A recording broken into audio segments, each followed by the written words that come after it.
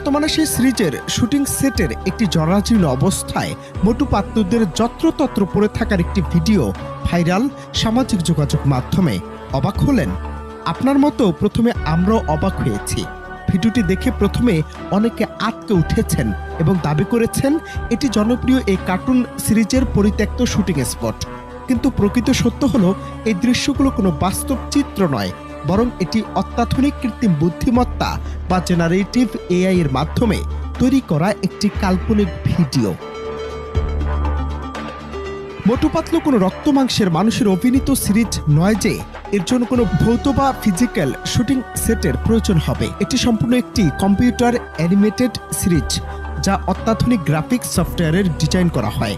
ভিডিওতে যে পরিত্যক্ত স্টুডিও বা লাইট দেখা যাচ্ছে তা কেবল দর্শকদের মনে রহস্য ও ভয় তৈরির জন্য এআই দিয়ে যুক্ত করা হয়েছে। সুতরাং শুটিং স্পট বা